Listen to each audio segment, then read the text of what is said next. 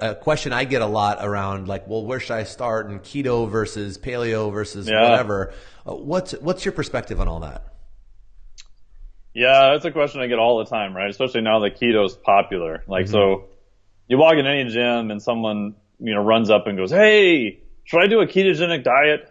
I'm like, well, my first question is, well, what is your goal, right? Does your goal match the intervention you're trying to do? So what's the hallmark of a ketogenic diet?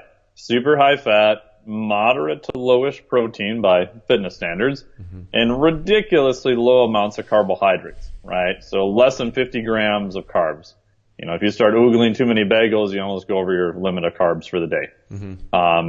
What are you trying to do? Now, if you said, okay, I'm at a CrossFit gym, we do a lot of WODs, we do a lot of, glycolytic type exercise where you're burning through a lot of carbohydrates.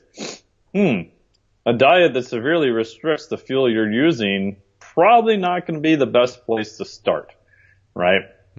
So I always ask them, what is your goal? What are you trying to do? Does the fuel that you're using during exercise match to the fuel that you're providing via your nutrition as a basic start? Now this is for, people who are healthy, people who are exercising. This is not in a therapeutic sense. We're not talking about, TBI and seizures and stuff like that, where the ketogenic diet may be extremely beneficial in more a medical supervised type model. So I always like to look at what are you trying to do? What are you trying to achieve? And even though like a ketogenic diet can quote unquote kind of work for that population, in my experience, it's about 4 to 6 weeks and then all the wheels just fall off the cart. And I lost track of how many emails I get from people.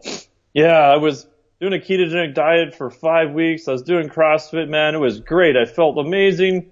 And then I woke up one day and felt like dog crap, and I don't know why.